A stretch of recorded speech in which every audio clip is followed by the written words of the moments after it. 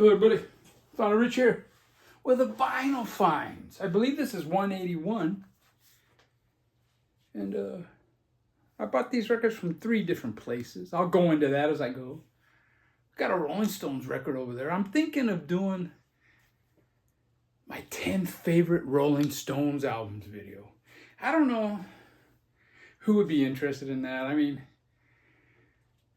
legacy groups and what I normally show kind of don't go hand in hand, but whatever. Now, I'm going to leave a link to a relatively new channel. What's it? Take 444. It's an English guy. So far, he's shown, I believe, all psychedelic. And this first record I bought here, I picked up off of Discogs because of him. It's Get Me Home for Tea. Rare psychedelic rock from the UK. And this is a Record Store Day 2016 exclusive. Now, he showed some really good psychedelic comps. Now, I have some on CD. I don't really have many on vinyl. I think I only have one, actually. So he kind of piqued my interest, and I was looking at some of his, and I put him on my want list in Discogs. But I came across this one for I believe it was $20. And it was described as near mint. And the seller had a 100% approval rating. So I'm going to get that. And boy, am I glad I did. This is fantastic. This is the record I've listened to the most the past month. I would say by far. It starts off with Revolution by Tomorrow. I was familiar with that song. We Are the Moles, Part 1.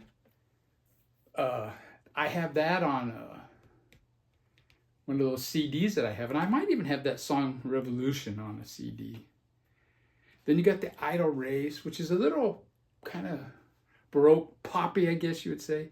I believe the Idle Race was the band that Jeff Lynne, who went on to ELO, was in. But the last 3 ones I wasn't aware of, and I dug them all. You got the In the Deep by the Artwoods. You got Nightmares by the Brain, which was kind of a quirky song. And then Hold On by Ipsissimus. I don't know how you pronounce that band. That reminds me, I watched Seeking a Thread. I was watching his video this morning, and he was showing records he bought at some New York record show, and one of them was by Jean-Luc Ponty. That's how I pronounce it. But man, his pronunciation makes mine sound so funny, But whatever. This is the record on Parlophone. And it's on this blue marbly vinyl. Just great, man. For $20 too. I'd pay $40 for that thing, And very cool seller. He packed it really good. Cardboard on each side. But he also packed it with this album, the 1 through 10s. Fighting for a Golden Age. And it's a very good album, man. I'd never heard of these guys. I think sometimes they're referred to as the 1 and the 10 is a numerical, and this is just like a dash, the 1-10s, 1 through 10s. But yeah, very cool album. I've only listened to it once. Kind of modern sounding, but not kind of retro. It's a good rock band. I wouldn't call them punk. And very cool vinyl. But yeah, I dug them a lot. And I don't know. I probably should have gave this some more listens before I commented, but whatever. This channel, if you want information like from Wikipedia, this is not the channel to go through. I'm just talking shit and my own personal experiences. Deal with it. Now, I took 10 records to Going Underground Records for trade, and I got $95 in trade for them, which is very good, actually. $9.50 a record. He usually gives me a good deal, but this was a little bit better. And I mean, and there were some $1, $2. He's gonna sell them for $4 or $5 probably in there. But I think the two that interested him the most was that John Cale, Paris 1910, is it? I had a white label promo of that. And I had a bootleg, Jefferson Airplane bootleg from the one from the 1970s. And I told him, he asked me about the bootleg, and I go, yeah, it's an original from the 1970s. But the sound, it's not great sound. You can tell it's an audience recording. I'm upfront with the guy. But I think it was because of those two. I got $9.50 a record. But anyways, I got 3. I traded in 10 and I got 3. So that's going to slim this down if I keep doing that, And the 3 I got I'm very happy with. First one is the first pressing of Peter and the Test Tube Babies, Pissed and Proud, their debut album. I've always avoided this album because it's recorded live. It's kind of weird, your debut album's a live album. I've heard bits and bobs of it on No Future Records. And I thought, you know what? I'm going to get this, dude. You never see this. Maybe a reissue, but not the original.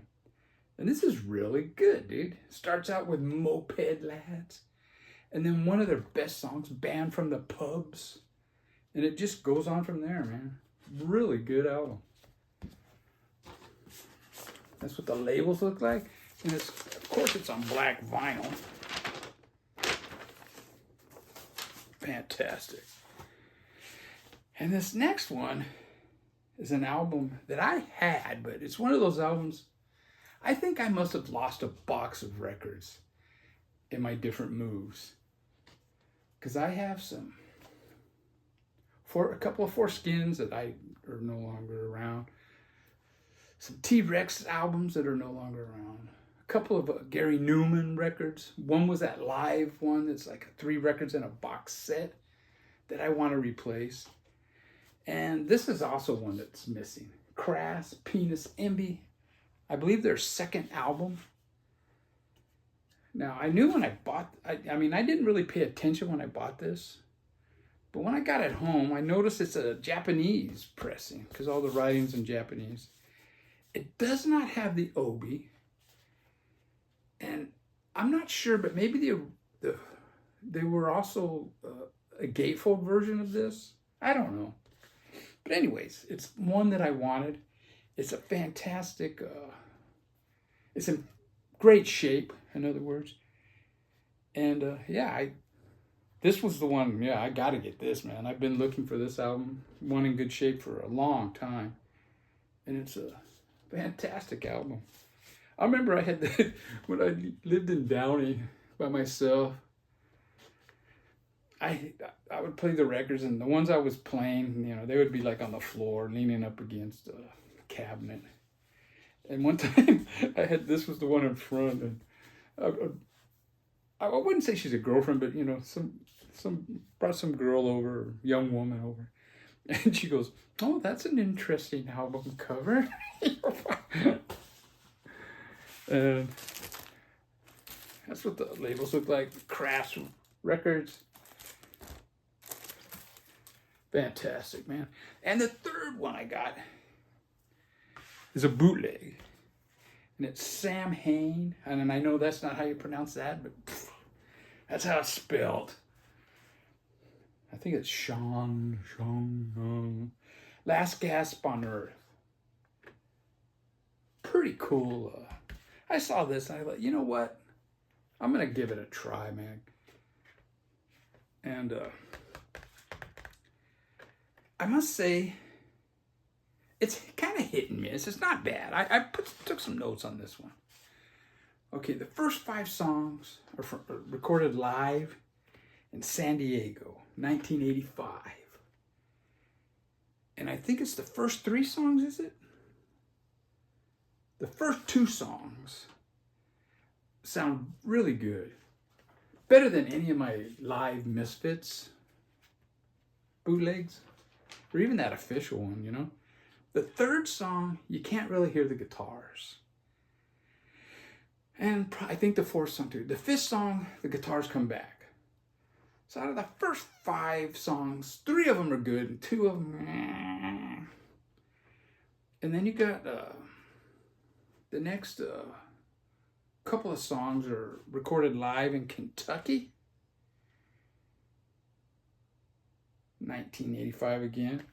And those, the vocals are not near as clear as the San Diego. It's not bad though. It's more in line with those other typical bootleg. And then the 8th song is the studio outtake, Lord of the Left Hand. Very cool version of it. Now side 2 starts off with an alternative version of November's Fire. It's a great version. And the ending of the song, it kind of sounds like a NFL quarterback where he's going, huh, huh, huh. It's kind of weird. You know how Danzig kind of makes these noises? But yeah, he makes the hut, hut, hut noise that a quarterback does before he wants the ball snapped. Now, songs 2 through 5 are at the Stardust. And those songs, I believe, recorded in 84. Though that's probably the gig that I saw them at. I saw them live once. And it was at the Stardust. And I don't know if they played there more than once. So I'm assuming that might be the gig that I was at.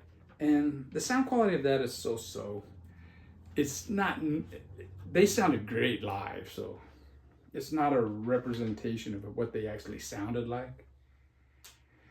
In fact, I saw the Misfits twice live, and I saw Sam Hain the once, and I would say that Sam Hain sounded better than the 2 times I saw the Misfits. Although, the time I saw the Misfits at the Santa Monica Civic was pretty darn good. And then you got an interview, which is kind of weird. I mean, interviews, I guess it's okay, but it's not something I'm going to listen to.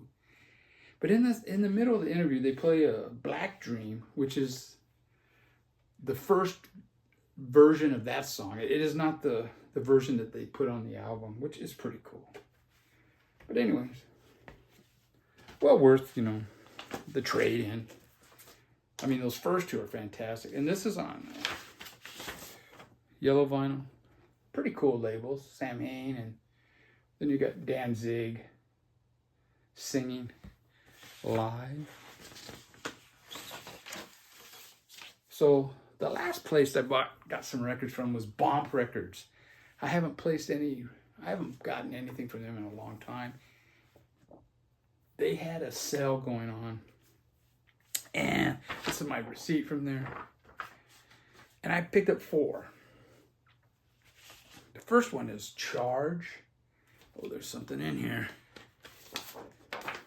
Comes with this insert. Now this is a sought after record. I think 500 were pressed of that hard and heavy early 70s stuff. And I guess this band, they were from the southern tip of England. And I guess they released a single. They recorded it at the studio. Later they went back and they wanted to record an album. Well, the guy that engineered them or recorded them, he no longer worked there. So they were kind of, let's do it anyways. So they recorded this album. And when they got it, they were really disappointed because of the drum sound. And I kind of have to admit that it's kind of weak, the drum sound. And that was one of the features of the band. The guy, when he played drums, he played really loud, and he was a prominent part of the band live. So I could understand their disappointment. But other than that, man, this is a pretty good. And most people that know that hard and heavy sound, they're familiar with this. But yeah, I picked it up. Charge. And I believe this is the first time it's officially been reissued. And that's what the labels look like. Now the next one, I didn't know what this was, but it turns out it's a compilation, and it's Kim Foley, Hotel Insomnia. It doesn't have much info on the internet. I looked it up on Discogs when I was entering it, and that I got more information there than I did anywhere else. In fact, I couldn't find it anywhere. And there isn't much info on the album. It just has, the songs. And then here you have the song and then some nonsense bullshit writing after, which is typical for Kim Fowley. The guy is a BSer, Now the first two songs, they sound like they're late 70s, maybe early 80s. And this is recordings from 1968 through 1985. So I'm thinking the first two songs are definitely from the 85 era. Then after that, you got Back to the Woods? Yeah. No, Back to the Road to Nowhere. Now that song has a fiddle in it. And it's kind of a country, I wouldn't call it country, but it has kind of that country rock vibe. And then that is followed by Citizen Kane, which is a song that was on the Byrds album, Byrds Maniacs or Byrds Manics Byrd Manics. And I didn't know it at the time, but yeah, that song is written by Skip Bayton and Kim Fowley. So that makes sense. So that's probably some early 70s. And then the last three songs on side one, quite frankly, they sound like later day Byrds. Now side two starts off with, and I like side one better of this than side two. Side two starts off with Angry Young Man, and that sounds like a 60s protest song. And I'm assuming that was probably recorded in the 60s. And then the next, I think 3 songs, they're like demo quality. It's just a guitar and singing, and I believe they're demos, And then the 5th song, Angel of Fire, it sounds like a demo with piano. And then I don't know if it's the 6th or the last song. It has like a New Orleans piano and kind of vibe to it. And I think it's a full band on that one. But yeah, side 2, it's not something I'm going to go to very often. If I ever do, Side 1, though, was very enjoyable. And that's what the record looks like. I wouldn't really highly recommend that record. I wouldn't highly recommend the Charge one either, unless you're really into that genre, the hard and heavy. Now these next two I would highly recommend. And it's a band that I was really not familiar with. It's an English band. I think they started probably 87-ish. And it's the Telescopes. Now they had another record by the Telescopes, or they might have had a couple more on the website. And then if I ever, go back and they're there, I'll definitely pick those up. But this is the Telescopes Between Dimensions Volume 1. And what this is, it's their first 4 12-inch singles put on an album. So it has the A side and the B sides. And you got 15 songs on here. They're the first songs on side 1, the first 3 songs, or be just the first 2 songs, are from their first 12-inch. It's in chronological order, and it's more punky than the rest. This band, they're kind of noisy. They remind me of Jesus and the Mary Chain. And I stand corrected. It's Jesus and Mary Chain. I always put the in there. And yeah, this is really good, man. They have hints of Velvet Underground. But the songs, after the beginning of side 1, the songs do tend to get more mid-tempo. Some are even slower than mid-tempo, but really good stuff. And that first one is on green vinyl. And there wasn't much info on these 2 records either. I just figured, you know what? This is a good place to start. Check them out. And then I got this one. And it's the Telescopes Between Dimensions, Volume 2. Now this one is definitely slower than the beginning of that first album. In fact, there's at times they remind me a little of a Brian Jonestown Massacre. There is a 60s feel to some of this. I saw, when I was trying to find information on this band, I saw Pitchfork rated their first album, which came out in maybe 89. And I think this is when these came out, between 89 and the early 90s. They rated their Pitchfork rated their first album, which I don't recall the name of. It was probably in the 40s of the top 50 shoegaze bands or albums.